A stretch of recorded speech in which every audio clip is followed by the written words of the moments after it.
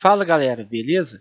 Nessa videoaula nós iremos ver os gráficos da cinemática, os gráficos tanto do movimento retilíneo uniforme quanto do movimento retilíneo uniformemente variado.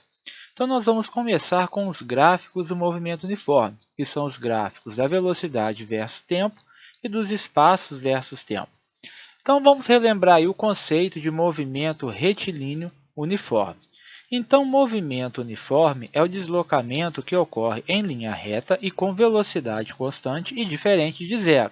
Dessa forma, o móvel percorre distâncias iguais em intervalos de tempo iguais.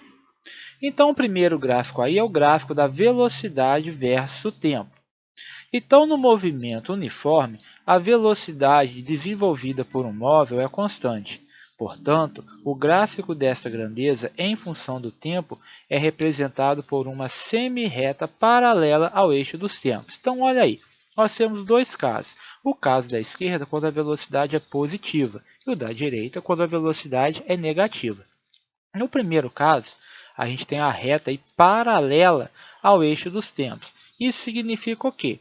Que com o passar do tempo, com o aumento do tempo, a velocidade, como ela é constante, ela tem um valor fixo. Ela não aumenta nem diminui. E como ela é positiva, o seu gráfico fica acima do eixo dos tempos. Já no gráfico da direita, quando a velocidade é negativa, é a mesma coisa. Porém, como seu valor é negativo, ele vai ficar abaixo do eixo dos tempos. E nos dois casos, uma reta paralela ao eixo dos tempos. Porque, como eu já disse, a velocidade não aumenta nem diminui. Ela é constante. Já o gráfico do espaço versus tempo, como que vai ser? Então, olha aí, a gente viu que os espaços de um móvel em um movimento uniforme obedecem à relação S é igual a S0 mais ET. Espaço final é igual a espaço inicial mais velocidade vezes tempo. Essa é uma função do primeiro grau, porque a nossa variável t está elevada ao expoente 1. Então, o seu gráfico será representado por uma semi-reta. Olha aí. No primeiro caso, quando a velocidade é positiva, a gente vai ter uma semi-reta crescente.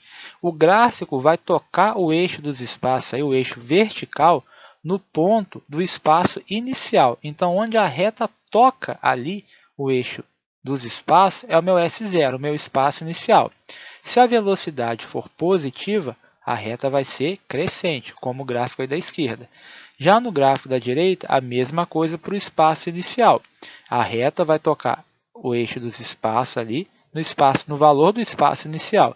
E como a velocidade é negativa, a minha reta vai ser decrescente. E o ponto aí onde ela toca o eixo dos tempos é o ponto onde o meu espaço vale zero. Serve tanto para a velocidade positiva como para a velocidade negativa.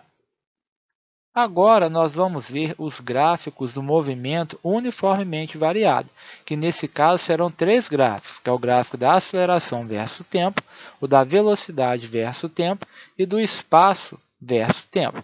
Então, o primeiro deles é o gráfico da aceleração versus tempo. Então, como a gente já sabe, a aceleração no movimento uniformemente variado é constante e diferente de zero. Logo, o seu gráfico será uma semi-reta paralela ao eixo dos tempos. Então, agora, no movimento uniformemente variado, quem vai ser constante é a aceleração.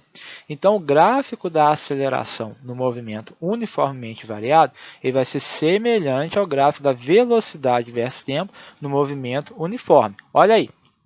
Então, aí, no gráfico da esquerda, a gente tem o gráfico para quando a aceleração é positiva, uma semi-reta paralela ao eixo dos tempos e acima dele. E no da direita, para a aceleração negativa, a semi-reta é paralela ao eixo dos tempos e está situada abaixo do eixo dos tempos. Agora vamos ver aí o gráfico da velocidade versus o tempo. Então, como a gente já viu, a velocidade de um móvel uniformemente variado obedece à função v é igual a v0 mais at. Velocidade é igual a velocidade inicial mais aceleração vezes tempo. E sendo essa uma função do primeiro grau, porque a variável t está elevada a 1, o gráfico vai ser representado por uma semi-reta. Então, olha aí.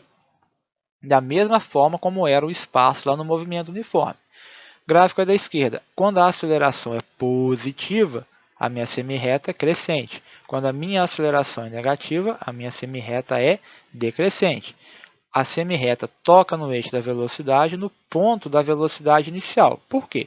Porque nesse ponto aí, o meu tempo é zero. Então, quando o meu tempo é zero, eu tenho minha velocidade inicial.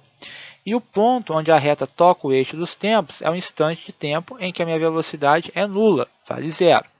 Então, a aceleração positiva, reta crescente. A aceleração negativa, reta decrescente. É o que eu acabei de dizer, se a aceleração escalar for positiva, a semirreta será crescente. Se a aceleração escalar for negativa, a semirreta será decrescente. E o ponto em que o gráfico intercepta o eixo dos tempos corresponde ao instante em que ocorre a inversão no sentido do movimento do móvel.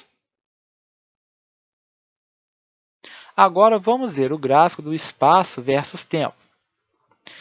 Então, de acordo com a função horária dos espaços, que a gente já viu lá nas funções horárias, S é igual a S0 mais V0t mais 1 meio de AT ao quadrado, nós vemos que essa é uma função matemática do segundo grau, porque a nossa variável tempo, ó, ela está ao quadrado. Então, vai ser representado matematicamente por uma parábola.